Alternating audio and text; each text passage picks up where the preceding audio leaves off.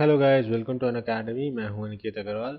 And अब जैसे जैसे प्रीलिम्स नज़दीक आ रहा है तो हमें पता है कि अब हमारे पास मोटा मोटा 3 महीने हैं प्रीलिम्स के लिए। तो हमें किस तरह से तैयारी करनी चाहिए और किस तरह से हम लगातार 8 घंटे एक दिन के अंदर पढ़ सकते हैं, उसी के ऊपर मैं चर्चा करने वाला हूँ। So it is going to be a good informative lecture. तो आप लोगों से अपना टाइम टेबल देख सकते हो एंड हम टाइम टेबल भी इसमें अच्छे से डिस्कस करेंगे। तो आप लगा सकते हो कि 8 घंटे आपको लगातार बैठना चाहिए, किस टाइम बैठना चाहिए, या फिर आपको टुकड़ों में बैठना चाहिए। तो किस तरह से आपका स्टडी का पैटर्न होना चाहिए, क्या कुछ बेस्ट प्रैक्टिसेस हैं जिसको आप फॉलो कर सकते हो, जिससे कि आप 8 घंटे पढ़ पाओ एंड इफेक्टिवली अपनी चीज़ों को याद भी रख पाओ। क्योंकि अगर आप सिर्फ बुक्स खोल के बैठे हो या लाइब्रेरी जाके भी बैठते हैं कुछ लोग, तो सारा सारा दिन लाइब्रेरी बैठे हैं, रात को भी लाइब्रेरी बैठे हैं, लेकिन पढ़ाई नहीं हो पा रही या चीज़ें लर्न नहीं हो रही, तो वो कहीं ना कहीं प्रॉब्लम हो जाती है। तो इसीलिए हमें थोड़ा सा स्मार्ट स्टडी भी करना पड़ता है, ताकि हम चीज़ों को रिवाइज भी करें, चीज़ें हमें लर्न भी रहे एंड हमें लेजर टाइम के लिए भी थोड़ा टाइम मिल जाए। तो वो सब चीज़ें हम इस वीडियो में देखेंगे। वीडियो शुरू करने से पहले मैं आप लोगों से रिक्वेस्ट करना चाहूँगा कि आप इस वीडियो को लाइक कीजिए, कमेंट कीजिए एंड शेयर कीजिए अपने दोस्तों के साथ। सब्सक्राइब कीजिए हमारे चैनल को, साथ ही इस बेल आइकन को भी दबाइए ताकि आपको रेगुलर अपडेट्स जो अनअकैडमी के आर्टिकुलेट चैनल की हैं वो मिलती रहें। साथ ही मैं आप लोगों को बताना चाहूँगा अनअकैडमी प्लस के बारे में, जिसके अंदर आप एक ही सब्सक्रिप्शन से बहुत सारे कोर्सेज की वीडियोस लेक्चर्स जो हैं वो देख सकते हो और आप अपनी तैयारी घर बैठे बैठे कर सकते हो। इसके अंदर हमारे पास कई सारे प्लान्स हैं। 1 मंथ का प्लान है, 3 मंथ्स का प्लान है, 6 मंथ्स का प्लान है, 1 साल का और 2 साल के भी प्लान्स हैं। सबसे ज़्यादा फायदा आपको 2 साल के प्लान में होता है, क्योंकि इसके अंदर आपको 75% तक ऑफ मिल जाता है एंड आपको 10% एक्स्ट्रा डिस्काउंट मिल जाएगा यूजिंग द कोड ANI7। तो आपका टोटल अमाउंट 2 साल का बनता है 43,200, जो किसी भी ऑफलाइन कोचिंग से बहुत ज़्यादा कम है एंड आपको काफ़ी अच्छे वीडियोस इसमें देखने को मिलते हैं। प्लस इसके बहुत सारे और भी फायदे हैं जो हम लेक्चर के एंड में डिस्कस करेंगे। You should also join our Telegram channels. तो आप लोगों को हमारे टेलीग्राम चैनल्स को भी ज्वाइन करना चाहिए, जिससे कि आपकी यूपीएससी की तैयारी अच्छे से हो सके, क्योंकि आपको इसमें रेगुलर अपडेट्स मिल जाएंगे, पीडीएफ फाइल्स मिल जाएंगी और अन्य रिसोर्सेज जो भी आपके एग्जाम से संबंधित हैं वो सारे के सारे यहाँ पे डाल दिए जाते हैं। तो आपको डिस्क्रिप्शन में भी इसका लिंक मिल जाएगा। तो ये अनअकैडमी आर्टिकुलेट का टेलीग्राम चैनल है। इसके अलावा ये मेरा पर्सनल डिस्कशन ग्रुप है, स्टडी टाइम वाईटी। आप इसे सर्च करेंगे तो टेलीग्राम पे आ जाएगा। इसके अंदर आपके कोई भी सवाल जवाब हो तो वो आपको सभी एड्रेस किए जाते हैं। एंड ये मेरा अनिकेत सर के नाम से टेलीग्राम चैनल है, जिसपे मेरी और जो अपडेट्स हैं वो आती रहती हैं। तो आपको इसको भी ज्वाइन कर लेना चाहिए। ऑफ कोर्स ये सब फ्री है। So how to study for 8 hours in a day. तो कैसे हम 8 घंटे एक दिन में पढ़ सकते हैं। तो सबसे पहले तो आपको ये अंडरस्टैंड करना होगा कि हम जैसे नॉर्मली कह देते हैं कि quantity does not matter, quality does matter. लेकिन यहाँ पे क्वालिटी सब कुछ नहीं होती। बहुत सारे बच्चे ऐसे भी होते हैं, एस्पिरेंट्स ऐसे भी होते हैं जिनके आंसर्स की क्वालिटी बहुत अच्छी होती है, वो एसेस भी बहुत अच्छे लिख लेते हैं, लेकिन क्योंकि उनको मैटर याद नहीं है, उनको क्वांटिटी ऑफ सिलेबस याद नहीं है, उनको सिलेबस ही सारा नहीं किया, तो वहाँ पे वो फंस जाते हैं और उनके मार्क्स अच्छे नहीं आ पाते, या वो एग्जाम में रह जाते हैं, या प्रीलिम्स क्रैक नहीं कर पाते। सो इसीलिए क्वालिटी सब कुछ नहीं है। आप सोचो कि मैं सिर्फ क्वालिटी पे मैटर करूं, मैं एक एक चीज़ पे मास्टरी कर लूँ, वो नहीं होगा। आपको क्वांटिटी भी पता होनी चाहिए। आपको अपना पूरा सिलेबस जो है वो बाय हार्ट लर्न होना चाहिए। उसके अंदर कितने सब टॉपिक्स हैं, किस सब टॉपिक में से क्या आ सकता है, अखबार में क्या आया, योजना में क्या आया, इंडिया ईयर बुक में क्या आया। तो क्वांटिटी भी मैटर करती है। तो आपको एक तो ये मिथ हटा देना है कि यहाँ पे आप सिर्फ क्वालिटी के बेसिस पे जीत पाओगे, नहीं, आपको क्वांटिटी भी चाहिए। तो आपका क्वांटिटी ऑफ सिलेबस कंप्लीट होना चाहिए, उसके बाद ही आप अपनी क्वालिटी जो है वो आपको एडवांटेज देगी। क्योंकि अगर आपने क्वांटिटी को मिस आउट कर दिया तो ऐसा भी हो सकता है कि आपको उस पोर्शन में से कोई सवाल आ गया और आपको उसके बारे में कुछ पता ही नहीं है। सो यहाँ पर क्वालिटी और क्वांटिटी आपकी दोनों मैटर करेगी। आप सिर्फ क्वालिटी पे रिलाय नहीं कर सकते कि मैं बहुत अच्छा एस्से लिखता हूँ या मेरे एस्से तो अखबारों में छपते हैं, तो वो चीज़ें यहाँ पे मैटर नहीं करेंगी। सेकंड आ जाता है, आपको अपनी स्लीप के साथ इसको कंपेयर करके देखना है। तो फॉर एग्जांपल, अगर आप 6 घंटे सोते हो और आपकी अच्छी खासी नींद पूरी हो जाती है, आपको रात को कोई डिस्टर्बेंस नहीं होती, तब तो 6 घंटे की नींद इनफ है। लेकिन अदरवाइज आप 8 घंटे भी सो लो और वो बार बार टूट रही है नींद, तो फिर आपको लगता है कि यार अब मैंने क्वांटिटी ज़्यादा की तो मैटर नहीं करती। तो हमने देखा कि क्वालिटी की वैल्यू ज़्यादा है। लेकिन अगर आपको वो क्वालिटी नींद सिर्फ 1 या 2 घंटे की नींद मिले, तब वो काफ़ी नहीं है। तो उस टाइम पे आपको क्वांटिटी भी चाहिए होती है। तो इसीलिए आपको क्वांटिटी भी चाहिए, क्वालिटी भी चाहिए। पर क्वांटिटी से मेरा मतलब है सिलेबस। तो सिलेबस पूरा होना चाहिए। तो सिलेबस आपको पूरा करके ही मतलब पेपर में बैठना है। अगर आपका सिलेबस पूरा नहीं है तो आपके सक्सेसफुल होने के चांसेस कम हो जाते हैं। अच्छा, उसके बाद आपको मोटिवेटेड रहना है। जो भी आपकी डेविएशंस हैं, जो भी डिस्ट्रैक्शंस हैं, उन सभी चीज़ों को हटाओ। अगर आपको लगता है आप इंस्टाग्राम से डिस्ट्रैक्ट हो रहे हो, या व्हाट्सएप से डिस्ट्रैक्ट हो रहे हो, या किसी और सोशल मीडिया से डिस्ट्रैक्ट हो रहे हो, या कोई पर्टिकुलर पर्सन है जिससे आप बात करते हो और वो आपको नेगेटिव वाइब्स देता है, वो कहता है कि नहीं यार एग्ज़ाम तो हो ही नहीं सकता, या वो आपको और चीज़ों की तरफ आकर्षित करता है एंड ऑल। सो उस केस के अंदर आपको जो है उससे थोड़ा कट ऑफ करना पड़ेगा, उससे दूर रहना पड़ेगा इस टाइम पे। क्योंकि आपकी अगर मोटिवेशन कम होगी तो ऑटोमेटिकली आपका काम करने की जो इच्छा है वो भी कम हो जाएगी। सो मोटिवेशन मिलना, वो मोटिवेटेड रहना बहुत ज़्यादा ज़रूरी है। तो ऑफ कोर्स बहुत सारे मोटिवेशनल स्पीकर हैं जैसे संदीप माहेश्वरी एक्सेट्रा, तो आप उनकी वीडियोस भी देख सकते हो अगर आपको बहुत ज़्यादा ही डाउन फील हो। एंड अगर आपको ऐसा है कि आपको लगता है कि आप मतलब एक स्टेज को पार कर चुके हो नेगेटिविटी की, एंड उसके अंदर आपकी मेंटल हेल्थ ज़्यादा इफेक्ट हो रही है, तो आपको साइकेट्रिस्ट या साइकोलॉजिस्ट के पास भी जाना चाहिए। क्योंकि बहुत सारे ऐसे बच्चे होते हैं जो कि कॉम्पिटिटिव एग्जाम्स की तैयारी करते करते बहुत टाइम हो जाता है, बहुत परेशान हो जाते हैं, एंड फिर उनको साइकोलॉजिस्ट की ज़रूरत पड़ती है। सो बेसिकली लेटर स्टेजेस पे जाने से जगह आप, अगर आप अर्ली स्टेजेस पे ही इस तरह की साइकोलॉजिकल सेशंस ले लेते हो, टॉकिंग थेरेपीज़ का इस्तेमाल करते हो, तो आपको काफ़ी हेल्प मिलती है।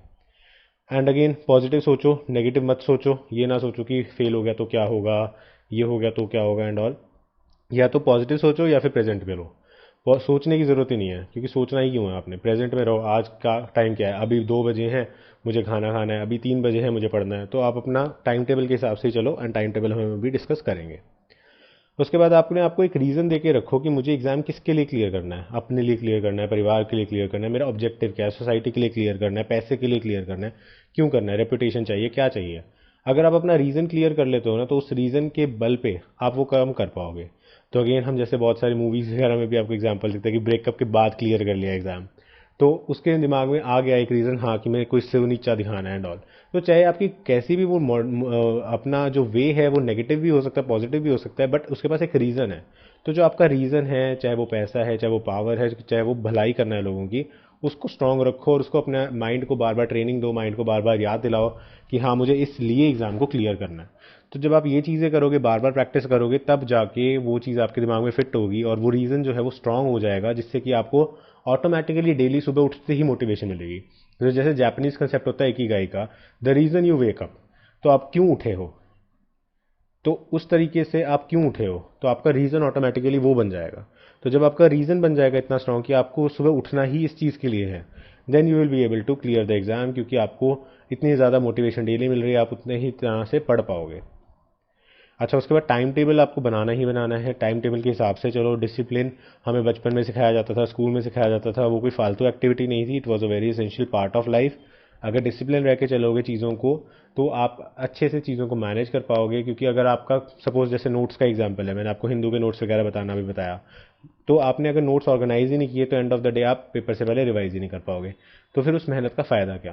तो इसीलिए ऑर्गेनाइज्ड वे में चलना, खुद को मैनेज करके रखना, ये बहुत ज़्यादा ज़रूरी है। और वैसे भी अगर आप आईएएस बनना चाहते हो, आपने हमेशा एडमिनिस्ट्रेटिव कैपेसिटी में रहना है। आपने एडमिनिस्ट्रेटर बनना है, आपने डीसी बनना है। आपको करना क्या है, आपने लोगों को मैनेज ही तो करना है। Ultimately your aim is to manage the district, manage the affairs of a corporation, manage the affairs of a department. चाहे उसमें लीगल हो, चाहे फाइनेंशियल हो, चाहे इलेक्ट्रिकल इंजीनियरिंग हो, कुछ भी हो, आपको सब कुछ मैनेज करना है। तो उसके लिए आपको एक टाइम टेबल में, एक डिसिप्लिन में रह करके चीज़ों को समझना और करना ज़रूरी है। इसके बाद आपको एक्सरसाइजेज नहीं छोड़नी, क्योंकि फिजिकल हेल्थ अगर आपकी कॉम्प्रोमाइज़ हो जाती है, तो मैंने आपको मेडिकल एग्जामिनेशन में भी बताया था कि मेडिकल एग्जाम जो होता है आपका आईएएस का, उसके अंदर क्या सीन्स होते हैं। तो उसके अंदर भी आप देखते हो कि अगर आपका मेडिकल ज़्यादा ही अनफिट हो जाओगे, तो आपके बहुत सारी जो टेक्निकल सर्विसेज हैं उसमें आप पार्टिसिपेट ही नहीं कर पाओगे, आईपीएस वगैरह।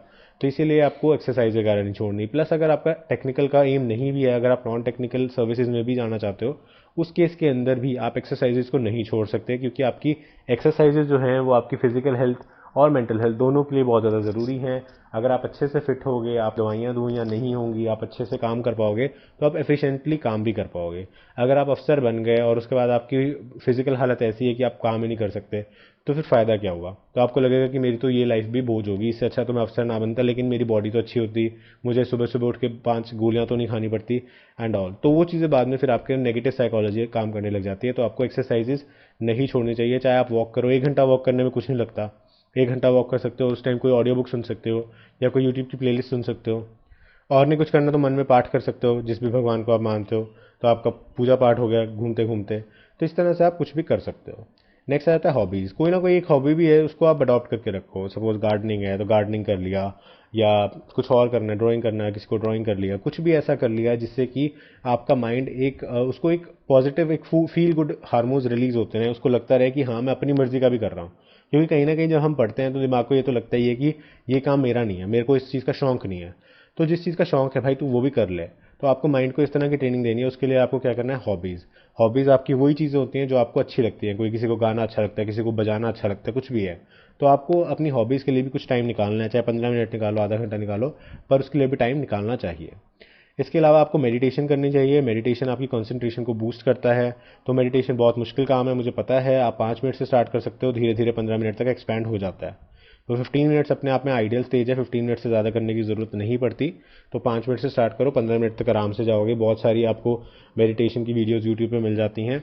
बट आई वुड से कि आप सिंपल जेन मेडिटेशन म्यूज़िक कोई भी चला लो और आंखें बंद करके बैठ जाओ। Try to focus on that music. और अगर आप किसी अच्छे सराउंडिंग में रहते हो, आपके आसपास बर्ड्स हैं, तो आप सुबह सुबह उठोगे ना तो खुद ही आप नॉर्मल योगा वाले पोज में बैठो, एंड आपको अपने आप ही सिर्फ बर्ड की वॉइसेज इतनी सुनेगी कि सुबह सुबह 6 बजे, कि आप उन्हीं की आवाज़ पे फोकस करो। किसी और चीज़ पे फोकस करने की ज़रूरत नहीं है, कुछ बोलने की ज़रूरत नहीं है। And that is the best way of meditating. 15 minute कब हो गए आपको पता भी नहीं चलेगा, और 15 मिनट का टाइमर लगा लो। लेकिन अगर आप किसी अर्बन एरिया में हो जहाँ पे आपको सिर्फ ट्रैफिक की आवाज़ें सुन रही हैं, तो ऑफ कोर्स आपको फिर उस टाइम कोई यूट्यूब से कोई म्यूज़िक या कुछ भी लगाना पड़ेगा to help you concentrate better on that music, on that sound. Next आता है ईटिंग इन बिटवीन। तो आपको ना खाना खाते रहना है। तो बीच में आपको याद होगा कि आप जब छोटे होते पढ़ते थे तो आपकी मदर वगैरह आपको ज़रूर चॉकलेट्स या कुछ भी और चीज़ें, टॉफ़ीज़, कुछ ना कुछ देती रहती थी, कि आप पढ़ाई कर रहे हो, बीच में एक टॉफ़ी दे दी या एक कोई और मीठी चीज़ दे दी। तो उस तरह से अगर आप कुछ ना कुछ खाते रहते हो ना, तो माइंड जो है वो एक्टिव रहता है। तो वो चीज़ लथार्जिक नहीं आती, लथार्जी लेजीपन नहीं आता आपके अंदर, और आप बैठ के उसी पोज में रहते हो।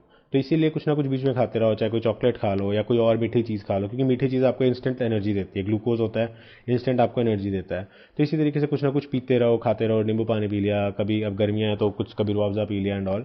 तो कुछ ना कुछ खाते पीते बीच बीच में रहा करो। हर आधे घंटे में कुछ ना कुछ खाई जाओ, थोड़ा थोड़ा क्वांटिटी में खाओ। एंड उससे जो है आपका जो फ्लो है वो बना रहेगा, फ्लो नहीं टूटेगा आपका। एंड इसके बाद आप खुद को सेल्फ रिवॉर्डिंग भी कर सकते हो कि ठीक है, आज मैंने अचीवमेंट की कि मैंने आज एक पूरी बुक रिवाइज करनी है। सपोज मैंने आज 12th क्लास की फर्स्ट एनसीईआरटी रिवाइज करनी है हिस्ट्री की, आपने वो कर ली, तो आप अपने आप को सेल्फ रिवॉर्ड दो, सेल्फ एप्रिसिएशन करो। सेल्फ एप्रिसिएशन के लिए आप कोई भी चीज़ खरीद सकते हो, या चॉकलेट ही खा सकते हो और नहीं कुछ। तो मतलब कुछ भी ऐसा जो आप इजीली अफोर्ड कर सकते हो। और it can be as simple as a selfie. आप सिर्फ एक सेल्फी ले सकते हो कि हाँ भाई ठीक है, आज मैंने इस बुक को कंप्लीट कर लिया, आज मेरा टारगेट, डेली टारगेट मेरा अचीव हो गया। तो सेल्फ रिवॉर्डिंग हो जाता है। अदरवाइज आप इसके अंदर सेल्फ रिकॉर्डिंग में आप किसी दोस्त से बात करना लगा सकते हो कि ठीक है मैं किसी दोस्त से फ़ोन पे बात तभी करूंगा जब मेरी ये बुक कंप्लीट हो जाएगी। तो वो सेल्फ रिवॉर्ड हो गया। तो आप उस मोटिवेशन में कि हाँ मुझे दोस्त से बात करनी है, वो एक स्मॉल टारगेट हो गया। तो स्मॉल स्मॉल टारगेट जब आप करोगे अचीव, तो आपका धीरे धीरे सारा सिलेबस कंप्लीट होने लग जाएगा। तो सेल्फ रिवॉर्डिंग अपने आप में बहुत अच्छी स्ट्रैटेजी होती है। और छोटी छोटी अचीवमेंट्स रखो, बड़ी बड़ी अचीवमेंट्स मत रखो। मैं एक दिन में सारी हिस्ट्री 6 से 12 खत्म कर दूंगा, नहीं होगा, कोई फ़ायदा नहीं है। छोटी छोटी अचीवमेंट्स रखो कि हाँ भाई मैं 6 क्लास की एनसीईआरटी खत्म कर लूँगा, या अगर मैं लक्ष्मीकांत कर रहा हूँ तो आज मैं फर्स्ट चैप्टर खत्म कर लूँगा, एंड सो ऑन। तो स्मॉल अचीवमेंट्स रखोगे, अचीवेबल होंगी, वो आपको हैप्पीनेस देंगी। अगर आप ऐसा टारगेट रख लोगे जो महत्वाकांक्षी योजना जैसे गवर्नमेंट ऑफ इंडिया रखती है, चीज़ें कंप्लीट ही नहीं हो पाएंगी, तो फिर आपको अल्टीमेटली दुखी होगा उससे। और इस चीज़ को छोड़ दो कि what if I fail the exam, इस क्वेश्चन को छोड़ दो। कोई रिश्तेदार पूछता है कि फेल हो गए तो क्या करोगे बेटा, नहीं भाई कुछ नहीं पता, जो उस टाइम होगा भगवान करेगा, देखा जाएगा। तो इस क्वेश्चन को छोड़ दो। इस क्वेश्चन से बहुत सारे लोगों की लाइफ ख़राब हो जाती है, क्योंकि इस क्वेश्चन के अंदर अगर आपके दिमाग में सुबह सुबह क्वेश्चन आ गया, तो 50% आप किताब पढ़ ही नहीं रहे। 50% आपका दिमाग यही सोचेगा कि मैं क्या करूँगा, मैं क्या करूँगा, मैं क्या करूँगा। तो ये अपने आप में बहुत खतरनाक सिचुएशन हो जाती है। इसलिए what if I fail the exam, इसको बात को तो बिल्कुल ही टोटल दिमाग से निकाल दो।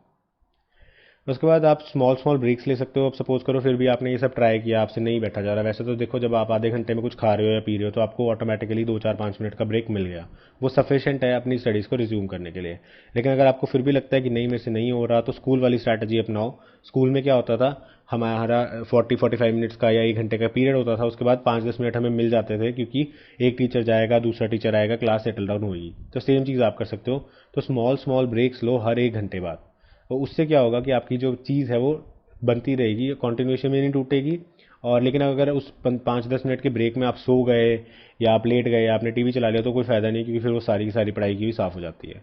तो वो काम नहीं करना लेकिन स्मॉल ब्रेक्स आप ले सकते हो। स्कूल वाली स्ट्रैटेजी जो है, बैक टू स्कूल वाली स्ट्रैटेजी आप अपना सकते हो। उसके बाद सुबह अर्ली मॉर्निंग उठने का भी एक बहुत अच्छा स्ट्रैटेजी होती है, बहुत सारे लोग इसको रिकमेंड करते हैं कि बजाय कि आप लेट नाइट स्टडीज़ करो, आप सुबह की टाइम स्टडी करो, क्योंकि सुबह वो ब्रह्म मुहूर्त होता है एंड ऑल।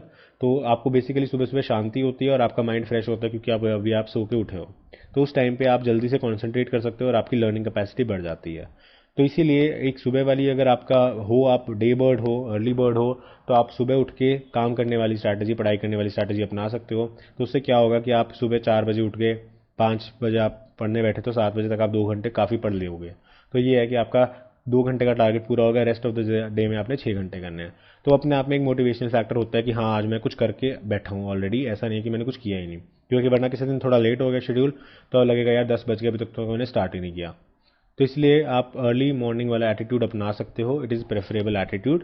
बहुत सारे लोग इसको प्रेफरेबल एटीट्यूड मानते हैं, बट अगर आपको लगता है कि नहीं, आपकी एफिशिएंसी रात में ही आती है, रात में ही आपकी कंसंट्रेशन बनती है, तो that is equally good, equally enough है। और हम जो अभी टाइम टेबल भी डिस्कस करेंगे, जो टीना डाबी फॉलो करती थी, उन्होंने 2017 के प्रीलिम्स के लिए भी बना के दिया था, तो हम सेम टाइम टेबल को डिस्कस करेंगे। तो उन्होंने भी उसमें रात का टाइम रखा है, तो दोनों ही चीज़ें आप कर सकते हो, बट प्रेफर करा जाता है कि आप अर्ली मॉर्निंग उठें। अच्छा, उसके बाद आप जो भी सब्जेक्ट पढ़ रहे हो उसके अंदर इंटरेस्ट बनाने की कोशिश करो। वैसे आपने मेरे लेक्चर्स देखे होंगे, तो मैं हमें हर एक चीज़ को मैप से या किसी स्टोरी से या किसी और चीज़ से लिंक कर देता हूँ, ताकि वो चीज़ आपके दिमाग में एनग्रॉस हो जाए, आपके दिमाग में वो आ जाए, तो आप किसी लाइफ इवेंट से या किसी और इवेंट से, किसी मैप से, किसी स्टोरी से चीज़ों को लिंक कर सकते हो। तो उस चीज़ से लिंक होने से होता क्या है कि वो चीज़ें आपको याद हो जाती हैं। फॉर एग्जाम्पल, मैंने जब इंडो इस्लामिक आर्किटेक्चर कराया था, तो मैंने उसके अंदर आपको गन पाउडर एम्पायर, ये वो सब कुछ बता दिया। उससे हुआ क्या, वो सारी की सारी चीज़ें लिंक होगी, अब बच्चों को वो याद है ऑलरेडी कि हाँ ठीक है, ये चीज़ इससे कनेक्टेड है, ये चीज़ इससे कनेक्टेड है, ये चीज़ इससे कनेक्टेड है। तो बहुत छोटी छोटी चीज़ें जो हैं वो जब कनेक्ट हो जाती हैं आपस में, तो एक कॉब वेब बन जाता है आपके दिमाग में, एक मकड़ी का जाला बन जाता है। एंड उसके बाद अगर आपसे कोई रिमोटली चीज़ पूछी जाती है कोई एग्जाम में, तो आप एलिमिनेशन आपका सुधर जाता है, तो एलिमिनेशन का जो मेथड है आपका वो स्ट्रांग हो जाता है। तो इसीलिए आप उस चीज़ को कर सकते हो। एंड एमसीक्यूज़ की भी मैंने एक बनाई थी कि आप एमसीक्यूज़ के लिए क्या टिप्स इस्तेमाल कर सकते हो। तो उसके अंदर मैंने आपको ये चीज़ बताई थी कि अगर आपने इंटरेस्ट डेवलप कर लिया, आर्ट एंड कल्चर में इंटरेस्ट डेवलप कर लो यार, आपके आसपास इतने सारे मॉन्यूमेंट्स होते हैं, तो इंटरेस्ट डेवलप कर लो, उसके साथ जाके विजिट करो उसको, या उसकी कोई डॉक्यूमेंट्री देख लो। एंड उसके बाद आप देखोगे कि चीज़ें आपको ज़्यादा याद रह रही हैं ऑटोमेटिकली। तो ये आ गया हमारा टाइम टेबल। टाइम टेबल को देख लेते हैं जो टीना डाबी जी ने दिया था 2017 के प्रीलिम्स के लिए। ऑफ कोर्स आप कभी भी फॉलो कर सकते हो, क्योंकि इन्होंने इसमें 8 आवर प्लान दिया था। इसके अंदर अगेन आप अपने हिसाब से मॉडिफिकेशन तो कर ही सकते हो। फॉर एग्जांपल, जो अर्ली बर्ड्स हैं, यानी कि सुबह जल्दी उठने वाले बच्चे हैं, वो 9 से 11 पढ़ने की जगह स्लॉट 3 को स्लॉट 1 बना सकते हो सुबह के टाइम पे, 5 से 7 या 4 से 6 जो भी है। तो इन्होंने लिखा है कि आप 7 बजे तक उठ जाएं और फ्रेशन अप हो जाएं, उसके बाद 7:30 बजे आप अखबार पढ़ें, और स्लॉट 1 आपका 8:30 बजे का है, तो आप 8:30 बजे अपना पढ़ना शुरू करें। एंड उसके बाद 9 से 12 के बीच में आप करंट अफेयर्स को रिवाइज़ करें। तो रिवीजन बहुत ज़्यादा इंपॉर्टेंट है, तो आपको रिवाइज़ करना चाहिए। उसके बाद 1 से 2 के बीच में आप लंच टाइम कर सकते हो। एंड उसके बाद 2 से 3 आप फिर से रेस्ट कर सकते हो। तो आप यहाँ पे भी देख रहे हो कि आपका पढ़ाई हो रही है, रिवीजन हो रहा है, फिर ब्रेक हो रहा है, फिर पढ़ाई हो रही है, रिवीजन हो रहा है, फिर ब्रेक हो रहा है, लेजर टाइम मिल रहा है। तो रेस्ट इज़ इक्वली इंपॉर्टेंट। तो जो 8 घंटे एट अ स्ट्रेच, जो मैं आपको शुरू में बताया था वीडियो के, तो वो आपको नहीं करना। 8 घंटे एट अ स्ट्रेच करोगे दिमाग थक जाएगा, नहीं होगा पॉसिबल। सो इसलिए 8 घंटे एट अ स्ट्रेच को छोड़ दो, पार्ट्स में डिवाइड करो, टाइम टेबल के हिसाब से चलो। और ये टाइम टेबल एग्जैक्टली आपको फॉलो नहीं करना, ये एक सिर्फ आपको एक टॉपर्स का टाइम टेबल दिखाया गया है। आप इसके हिसाब से अपना खुद का टाइम टेबल बनाओ, अपना खुद का टाइम डिसाइड करो। आपकी एफिशिएंसी सुबह ज़्यादा है या शाम को ज़्यादा है, वो डिसाइड करो। उस चीज़ तरह से अपना खुद का टाइम टेबल बनाओ। आपको 1 घंटे का स्कूल वाला सिस्टम बेटर लगता है कि 1 घंटा फिर ब्रेक, 1 घंटा फिर ब्रेक, या फिर आप 2 घंटे एट अ स्ट्रेच बैठ सकते हो, उसके बाद आपको ब्रेक चाहिए। तो इन सब चीज़ों को थोड़ा देखो। उसका 3 से 5 फिर से 2 घंटे का स्लॉट है। इस 2 घंटे के स्लॉट में अगेन आप कोई सब्जेक्ट पढ़ोगे, और उसके बाद आप रिवाइज करोगे टॉपिक्स को जो आपने पढ़े अभी तक। तो 3 से 8 आप लगातार बेसिकली पढ़ रहे हो, और उसके बाद 8 से 9 आप डिनर कर रहे हो।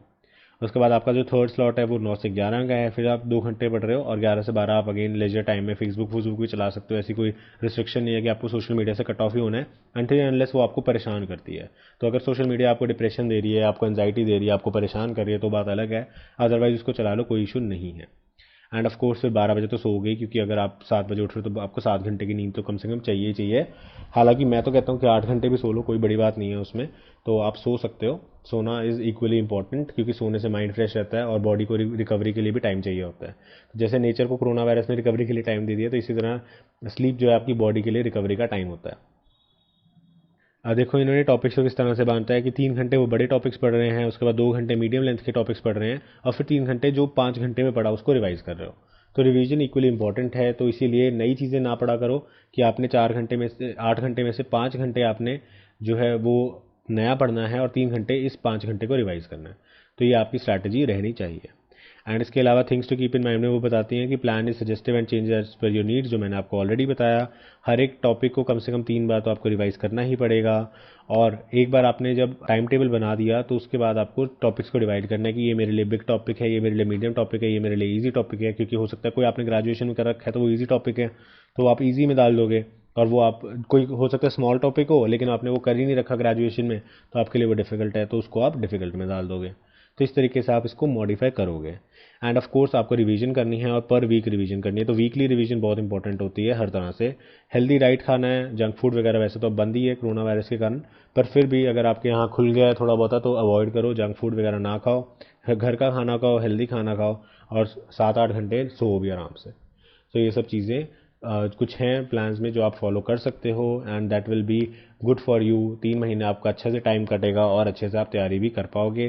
कोई फिर भी डाउट हो तो आप नीचे मुझसे टेलीग्राम ग्रुप पे जुड़ सकते हो, यहाँ पे अपने डाउट्स को पूछ सकते हो। कोई मॉडिफिकेशन चाहिए हो, किसी भी तरह की कोई प्रॉब्लम आ रही हो तो आप यहाँ पे पूछ सकते हो, and I will be available for your help. तो आई होप आपको वीडियो अच्छी लगी होगी, इन्फॉर्मेटिव लगी होगी। लाइक कर देना इस वीडियो को, सब्सक्राइब करना अनअकैडमी के चैनल को, and thank you for watching. तो चलिए अब आखिर में देख लेते हैं कि हम आपको बार बार कहते हैं आपको अनअकैडमी प्लस ज्वाइन करना चाहिए, तो क्यों ज्वाइन करना चाहिए, क्या रीजंस हैं जिसके लिए हम आपको कहते हैं कि अनअकैडमी प्लस किसी ऑफलाइन कोचिंग से बेटर है। तो देखिए सबसे पहली जो चीज़ है वो है कि आप अपने फेवरेट टीचर से सीख सकते हैं। तो इसके अंदर कोई टीचर्स के ऊपर बंदिश नहीं है। बहुत बार ऐसा होता है कि आप ऑफलाइन कोचिंग में जाते हैं और आपको वहाँ पे पॉलिटी पढ़ाने वाले सर जो हैं वो अच्छे लगते हैं और उनका पॉलिटी आपको समझ में भी आता है, लेकिन हो सकता है इकोनॉमिक्स या हिस्ट्री या कोई और सब्जेक्ट है जो आपको नहीं समझ में आता, या आप उन टीचर से नहीं समझना चाहते, किसी और टीचर से पढ़ना चाहते हैं। तो उस केस में आपको एक्स्ट्रा खर्चा करना पड़ता है, कहीं और जाना पड़ता है। लेकिन अनअकैडमी प्लस में ऐसा नहीं है। आपको जिस भी टीचर से जो सब्जेक्ट समझ में आता है आप उससे वो पढ़ सकते हैं। तो आपने ए टीचर से सपोज कीजिए पॉलिटी पढ़ा, आपको अच्छा लगा, लेकिन ए टीचर का ज्योग्राफी आपको अच्छा नहीं लगा, तो आप किसी और बी टीचर के पास जाकर भी उस सब्जेक्ट को पढ़ सकते हैं, और उसमें कोई रिस्ट्रिक्शन नहीं है कि आप कितनी मर्जी बार टीचर्स को स्विच कर सकते हैं। अपने हिसाब से जो आपको बेस्ट कॉम्बिनेशन ऑफ टीचर्स लगता है आप उनके जो लेक्चर्स हैं वो देख सकते हैं और अपना सिलेबस घर बैठे बैठे आराम से पूरा कर सकते हैं। सेकंड, यहाँ पे आपको डेडिकेटेड डाउट क्लियरिंग सेशंस मिलते हैं। तो यानी कि आपके सारे डाउट्स जो हैं वो टू द पॉइंट बिल्कुल साथ के साथ ही निपटारा कर दिया जाता है, तो निप इन द बड हो जाता है, ताकि कोई भी डाउट ऐसा ना हो जो लिंगर ऑन करता रहे और बाद में आपको प्रॉब्लम क्रिएट करे, रिवीजन के टाइम पे आपको प्रॉब्लम आए। तो आपके सारे डाउट्स को स्पेसिफिक सेशंस के अंदर कंप्लीटली कवर कर दिया जाता है। अगेन जो बहुत बार आपकी ऑफलाइन क्लासेस हैं उसमें ऐसा नहीं हो पाता क्योंकि बच्चे बहुत ज़्यादा होते हैं, लेकिन यहाँ पे ऐसा कुछ नहीं है। यहाँ पे आपका क्लियरिंग डाउट सेशन चलता रहेगा, आपके डाउट्स जो हैं वो क्लियर होते रहेंगे। उसके बाद आपको एक ही सब्सक्रिप्शन के अंदर मल्टीपल जो कोर्सेज हैं वो मिल जाते हैं, और आपको अनलिमिटेड एक्सेस मिल जाता है पूरी अनअकैडमी लाइब्रेरी का। तो सपोज़ कीजिए आप पीसीएस की भी तैयारी कर रहे हैं एंड आईएएस की भी तैयारी कर रहे हैं।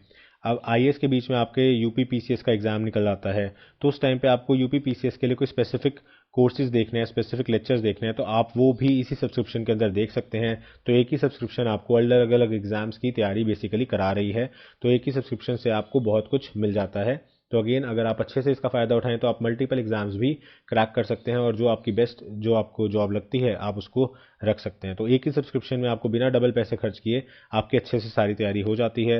एंड अगेन घर बैठे बैठे, क्योंकि घर बैठे बैठे एक बहुत बड़ा कंफर्ट है और आपके बहुत सारे पैसे बचते हैं। क्योंकि आप देखिए अगर आप ऑफलाइन कोचिंग में जाते हैं तो आपका एक तो आने जाने का खर्चा लगता है उसमें, उसके बाद कई बार पार्किंग फ़ीस लगती है, उसके बाद अगर आप किसी दूर अपने आप गांव में रहते हैं या आपके शहर के आसपास कोई कोचिंग नहीं है तो आपको जाके रहना पड़ता है, उसमें आपका मंथली एक्सपेंडिचर बहुत बढ़ जाता है, आपका खाने का, रहने का और अन्य चीज़ों का खर्चा बहुत ज़्यादा बढ़ जाता है। तो वो सारे के सारे आपके खर्चे इसमें दूर हो जाते हैं। उसके बाद यहाँ पे रियल टाइम इंटरेक्शन है टीचर्स के साथ। तो ऐसा नहीं है कि वीडियोस चल रही हैं तो आप टीचर से बातचीत नहीं कर सकते या उनसे जुड़ नहीं सकते, बल्कि यहाँ पे आपका जो कनेक्ट है वो अच्छे से होता है। आप लाइव चैट के अंदर क्वेश्चंस पूछ सकते हैं, टीचर साथ के साथ आपको एक्सप्लेन कर सकते हैं। उसके बाद आप पर्सनलाइज डाउट सेशंस ले सकते हैं जिसके अंदर आप टीचर से बात कर सकते हैं। तो टीचर्स के साथ आपका इंटरेक्शन जो है वो पूरा अच्छे से रहेगा, जैसे कि आपका ऑफलाइन क्लासेस में रहता है। तो आप इस चीज़ को तो बिल्कुल मन से निकाल दीजिए कि टीचर्स के साथ इंटरेक्शन नहीं हो पा रहा है या डाउट्स जो है वो बच जा रहे हैं, डाउट्स क्लियर नहीं हो पा रहे। इसके अलावा आपको यहाँ पे अनलिमिटेड टेस्ट सीरीज मिलेगी। तो एग्जाम से पहले सबसे ज़्यादा इंपॉर्टेंट होता है कि आपने कितने टेस्ट किए, क्योंकि जितने टेस्ट किए और स्पेशली जो हम टेस्ट में गलत करते हैं चीज़ें, वो हमें ज़रूर याद रह जाती हैं। तो इसलिए टेस्ट के अंदर की जो गलतियां हैं वो आपकी बार बार रिवाइज होंगी। तो आपको अलग से टेस्ट सीरीज के लिए कोई पेमेंट नहीं करना। इसके अंदर आपके अनलिमिटेड टेस्ट सीरीज रहेंगी जिनको आप ज्वाइन कर सकते हो। इसके अलावा हर क्लास के आपको पीडीएफ नोट्स मिलेंगे, एंड पीडीएफ भी आपको दोनों तरह से मिलेंगे, एनोटेटेड और बिना एनोटेटेड। तो अगर प्लेन सपोज कीजिए आपने कोई एमसीक्यू का कोर्स लगाया और उसके अंदर आपने प्लेन पीडीएफ फाइल ले ली, तो आप बाद में उसको खुद से प्रैक्टिस कर सकते हो कि आपको कितने क्वेश्चंस याद हो गए। एंड बाद में आप उसे अनएनोटेटेड जो एनोटेटेड है, जिसमें टीचर्स ने आपको आंसर्स और रीजंस वहाँ कराए हैं, उसके साथ मैच करके देख सकते हो कि आपकी रीजनिंग कितनी करेक्ट थी। तो इस तरीके से आपकी एमसीक्यूज की प्रैक्टिस बहुत अच्छी हो जाती है। प्लस आपको जो थ्योरेटिकल चैप्टर्स हैं उनके भी हर एक चैप्टर के हर एक वीडियो के पीडीएफ नोट्स दिए जाते हैं। इसके अलावा आपका फुल सिलेबस कवरेज होता है। बहुत बार बच्चे ऐसे भी होते हैं जो कहते हैं कि हमारा जो सिलेबस है वो अधूरा रह गया, सर ने एनसीईआरटीज नहीं कराई या कुछ नहीं कराया, कुछ ना किसी कोचिंग पे कुछ रह जाता है। तो बहुत सारी कोचिंग्स जो है वो कंप्लीट भी करा देती हैं, लेकिन कुछ बच्चों का रह जाता है। लेकिन अनअकैडमी पे आपको पूरा पाठ्यक्रम कराया जाएगा, पूरा सिलेबस आपका कवर किया जाएगा। एंड इसके अंदर एक और एडवांटेज है, वो ये है कि अगर आपको लगता है किसी टीचर ने कोई टॉपिक मिस कर दिया या कोई टॉपिक आपको ठीक से समझ नहीं आया, तो आप वो स्विच करके दूसरे टीचर का सेम टॉपिक सर्च कर सकते हो, देख सकते हो। उसके अंदर भी आपको कोई रोक नहीं है, कोई आपके एक्स्ट्रा चार्जेस नहीं है। एंड लास्टली आप सभी वीडियोस को डाउनलोड कर सकते हो और ऑफलाइन भी देख सकते हो। ये अगेन बहुत इंपॉर्टेंट चीज़ है, स्पेशली उन लोगों के लिए जो कि किसी रिमोट एरिया में रहते हैं या फिर किसी भी रीज़न से वहाँ पे इंटरनेट की रिसेप्शन अच्छी नहीं आती। जैसे सपोज करो अभी साइक्लोन वगैरह आ गया था, तो इंटरनेट रिसेप्शन जो थी बहुत सारे एरियाज़ में इंडिया में, वो कोस्टल एरियाज़ की तरफ वो काफ़ी ज़्यादा डाउन हो गई थी। उस केस में अगर आपने सब कुछ डाउनलोड करके रखा हुआ है तो आपका सिलेबस, आपकी पढ़ाई नहीं रुकती और आप साथ के साथ उन चीज़ों को रिवाइज कर सकते हो, उन चीज़ों को देख सकते हो, और आपका जो पढ़ाई का नुकसान है वो कहीं ना कहीं अवॉइड हो जाता है। प्लस आपका डाटा भी बचता है। तो अगेन क्योंकि आप बार बार अगर चलाओगे तो आपका डाटा यूज़ होगा, तो उस केस के अंदर आप एक बार ऑफलाइन सेव करके रख लोगे तो उसे जितनी मर्जी बार आप रिपीट पे चला सकते हो और ऑफलाइन सारी की सारी वीडियोज़ को देख सकते हो। तो ये अगेन एक बहुत बड़ा एडवांटेज होता है। तो ये कुछ एडवांटेजेस मैं बताया आपको क्यों ज्वाइन करना चाहिए अनअकैडमी प्लस। अगर आपको लगता है कि अनअकैडमी प्लस का सब्सक्रिप्शन अच्छा है, आप हमारी वीडियोस देखते हो, हमारी क्वालिटी देखते हो, तो आप ज्वाइन करेंगे तो आपको 10% एक्स्ट्रा डिस्काउंट मिल जाएगा यूजिंग द कोड ANI7। तो इस कोड से आपको 10% एक्स्ट्रा डिस्काउंट मिल जाएगा। तो आपका जो नेट अमाउंट है वो काफ़ी कम आ जाता है। और मैंने आपको शुरू में भी जैसा बताया था, अगर आप 2 साल का सब्सक्रिप्शन इकट्ठे ले लेते हो तो आपको 75% तक डिस्काउंट मिल रहा है और प्लस 10% एक्स्ट्रा डिस्काउंट भी मिल रहा है यूजिंग द कोड ANI7। तो अगेन ये बहुत अच्छी डील है अगर आप किसी भी कॉम्पिटेटिव एग्जाम की तैयारी कर रहे हो। सो आई होप आपको वीडियो अच्छा लगा होगा, इन्फॉर्मेटिव लगा होगा। Thank you for watching this video and have a nice day.